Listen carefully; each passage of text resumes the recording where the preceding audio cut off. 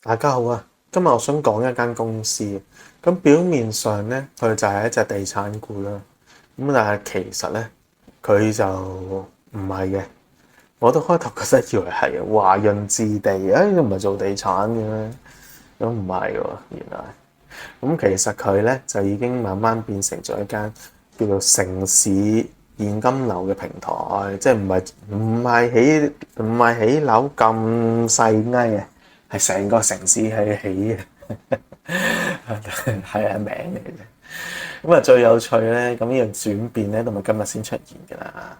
咁上市個八字嗰度係有一個特色嘅，睇得幾得意嘅啫。咁呢個我哋一陣去講啦，係啊，呢個係值得睇嘅地方。即係有陣時即係如果係擺翻人去嗰個角度去睇咧，就係睇下一個人究竟佢係咪言行不一啊？表面做嘅事同佢實質諗嘅事係咪一致？係有得睇噶嘛，係嘛？即係如果睇人睇性格同埋咪用呢啲方法睇咯。咁喺間公司嚟講，咪見到咯。表面做啲咩，實質上又點樣去做啊？唔研究真係唔知噶嘛。即係正如我都話，華潤置地唔係地產公司，唔係起樓嘅咩？係啦，唔係咯，係啊。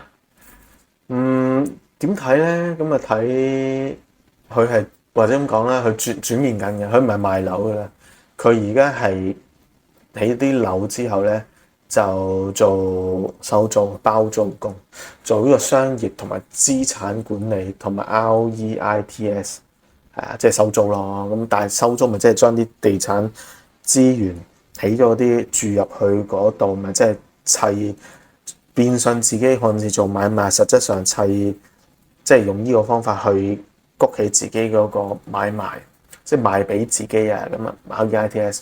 跟住用 REITs 嚟放租，於是攞息啊，係啊，係變咗用呢個玩法，所以叫做現金流平台啦，係啊，咪好 match 咯，所以話要八字，睇下地支啊，地支玩財啊，財技啊，流動啊，水旺流動啊，流動資產啊，係玩呢樣嘢嘅，咁亦都呢度講咗啦，呢個八字用水啦，係啊，明顯啊。用水好多人就會 challenge 啦。不過呢個稍後講嗱。咁點解呢隻跟住講翻啦？即係啲AI，即係我叫 AI，即係我砌咗啲資料，跟住叫 AI 幫我揾啲資料翻嚟對應。咁 AI 就話俾我聽啦，華潤置地而家嘅官方定位咧，就唔係單純做住宅起樓嘅，咁起樓賣樓嘅即係。咁而家係城市投資開發運營商，係啊，佢嘅業務咧要分成幾條線噶嘛，即係開發與銷售，即係買賣樓啦；經營性嘅不動產，咪即係物管營運咯，係啦，咁就咁啦，即係要維護啫嘛，物管咯，係啦，咁輕資產管理即係唔知物管啦，係啦。同埋生態圈要素型業務，唔知啊，收租啩？生態圈啊嘛，即係有一個主題，跟住咩要素係啦，咪即係收主題收租咁樣咯。即係做一個規劃，嗰個規劃做啲咩咪建設好個平台，咁咪啲人進駐收租咯，咪即係地產。我估啊。咁到2024年底咁樣118個已開業嘅購物中心係咯，咪就係地產咯。咁即係做商場包租公，27座寫字樓又係包租公，咁同埋4億嘅在管物業，管物業啊嘛，咁即係物管啦。咁所以其實都係嗰句，係鬼賣樓咩？咁我哋講買賣樓宇，點解話？翻我頭先剛才所講個主特色啦，就係話喂，表裏不一。呢個八字最明顯嘅就係講表面一套，實際嘅一套。咁點解咧？好明顯啦，係嘛？其實都唔使講，大家睇都知。我哋睇天干地支，天干係火土，地支係金水重。咁當然又唔可以話冇火嘅，有嘅係咪？表面即係有少少嘅，即係話點都。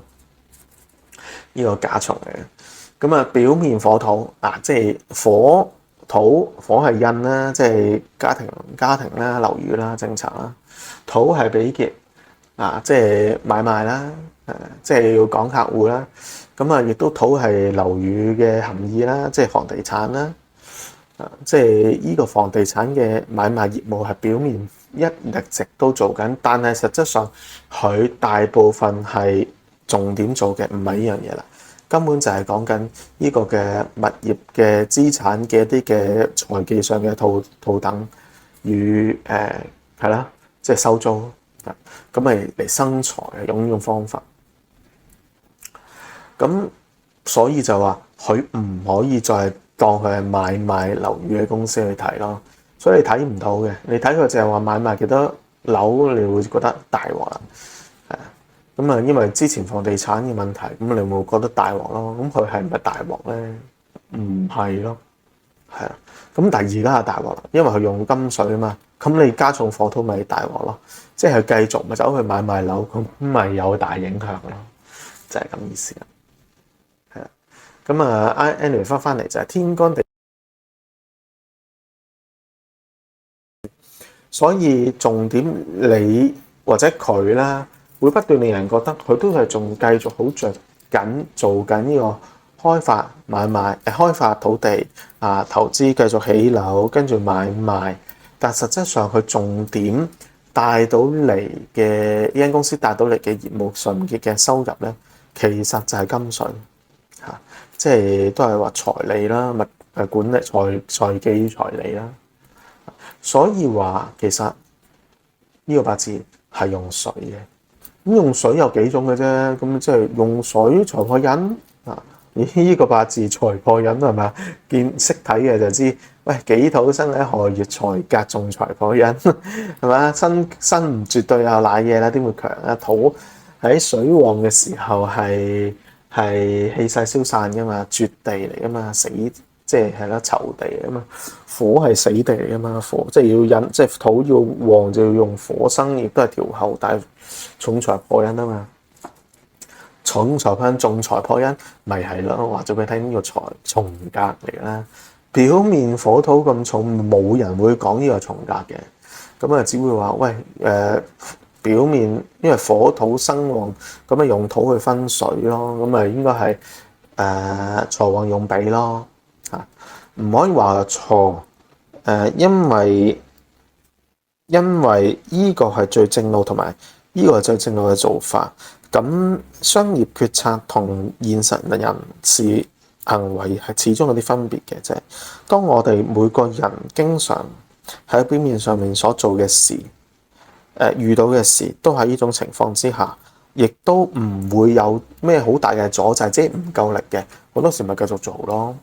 咁但係當現實擺在眼前，就係邊樣嘢最有利嘅話，而去做決策嘅話，呢種先至係最赤裸裸嘅一種嘅最有即係話到俾我聽，最點為之最有利啊嘛。咁現實話俾我哋聽就係加個從財係最好噶嘛，咁咪就係咯。咁但係當然啦，呢個八字亦都係好明調翻轉一個缺陷嘅就係天干無濟啊嘛，即係焗住都即係天都係會做㗎。呢個咪就係弊端咯，所以係兩難嘅情景。咁啊，但係亦都冇咗繼續用從嘅角度去再繼續會帶來成長嘅可能。係啊，咁啊講翻一啲非八字嘅嘢就係話，呢間公司喺2024年經業務營業額2788億，按年升咗11%。咁但係核心盈利好勁啦，核心盈利就254億，跌咗8.5%，係啦。咁即係收入頂得到，利潤就唔係好開始跌啦。咁2025年就係全年營業額收入再提升，哇！214，按年升0.9%增長喎，係啊。咁但係收入放慢啦。咁商場咧嗰啲嘅收入啦，寫字樓嗰啲係點咧？就係跌緊嘅，增長8.4%，出租率好勁啊！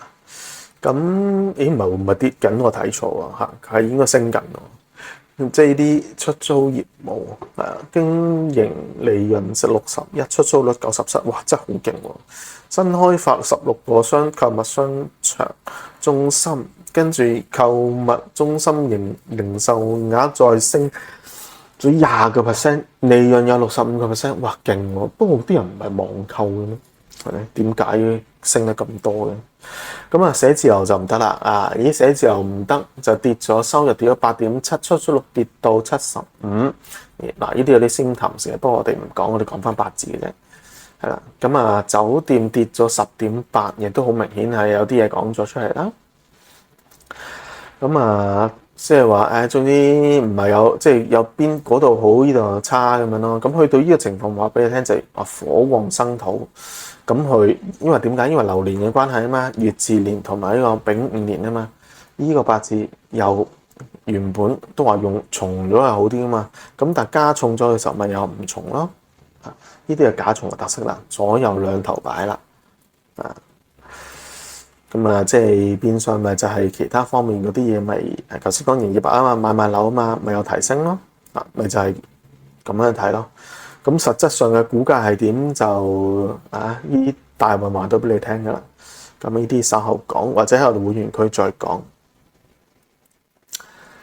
嚟啦，跟住咩REITs 好緊要嘅喺度講，就係話因為點解緊要啊？就係因為 REITs 咧，其實就係將依家華潤置地嘅物業賣過去呢個 REITs，就製造咗一個買賣成功嘅假象，即係左手賣俾右手，咁啊自己咪得利咯。